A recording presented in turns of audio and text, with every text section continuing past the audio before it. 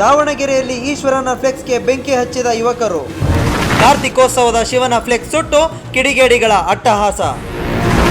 ದಾವಣಗೆರೆಯ ಹೊನ್ನಾಳಿ ತಾಲೂಕಿನ ಸಾಸ್ವೆಹಳ್ಳಿ ಗ್ರಾಮದಲ್ಲಿ ಘಟನೆ. ಅನ್ಯ ಕೋಮಿನ ಯುವಕರಿಂದ ಈಶ್ವರನ ಫ್ಲೆಕ್ಸ್ಗೆ ಬೆಂಕಿ.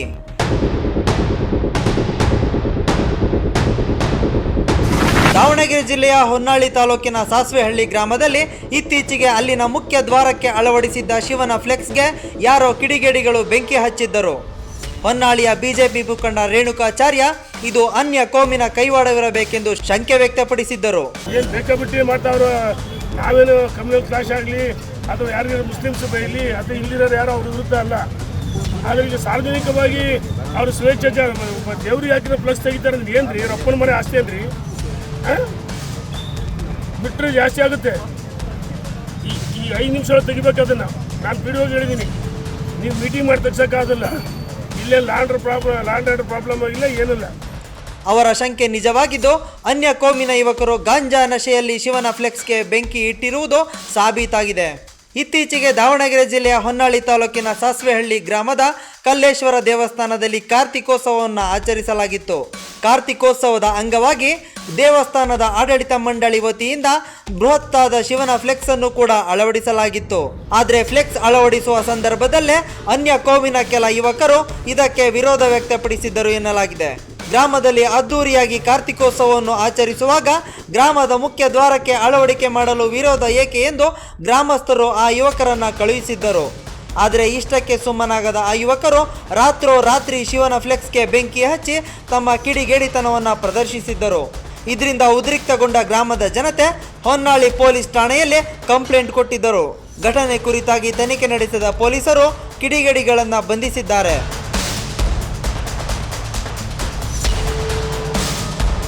ಸುಹೇಲ್, ಅಶ್ರೂರ್, ರಿಹಾನ್ ಬಂಧಿತ ಆರೋಪಿಗಳಾದ ಇವರು ಗಾಂಜಾ ನಶೆಯಲ್ಲಿ ಕೃತ್ಯ ನಡೆಸಿದ್ದಾರೆ ಎಂದು ಶಂಕಿಸಲಾಗಿದೆ. ವೈದ್ಯಕೀಯ ಪರೀಕ್ಷೆ ವೇಳೆ ಸುಹೇಲ್ ಗಾಂಜಾ ಸೇವನೆ ಮಾಡಿದ್ದು ಬೆಳಕಿಗೆ ಬಂದಿದೆ. ಹೊನ್ನಾಳಿ ಪೊಲೀಸ್ ಠಾಣೆಯಲ್ಲಿ ಪ್ರಕರಣ ದಾಖಲಾಗಿದ್ದು ಘಟನೆ ನಡೆದ ಸ್ಥಳಕ್ಕೆ ಬಿಜೆಪಿ ಮುಖಂಡ ಎಂಪಿ ರೇಣುಕಾಚಾರ್ಯ ಆಗಮಿಸಿ ಸಂಬಂಧಪಟ್ಟ ಅಧಿಕಾರಿಗಳನ್ನು ತರಾಟೆಗೆ ತೆಗೆದುಕೊಂಡಿದ್ದಾರೆ.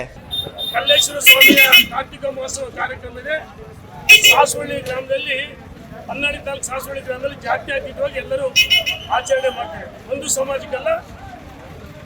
ನಿನ್ನೆ ರಾತ್ರಿ ಶುಕ್ರವಾರ ರಾತ್ರಿ 9 ಗಂಟೆಗೆ ಕಲ್ಲೇಶ್ವರ ಸ್ವಾಮಿಯ ಒಂದು ಭಾವಚಿತ್ರವನ್ನು ನಮ್ಮ ಹಿಂದೂ ಯುವಕರು ಅಳವಡಿಸಿದರೆ ರಾತ್ರಿ 9 ಗಂಟೆಗೆ ಕೆಲವು ಕಿಡಿಗೇಡಿಗಳು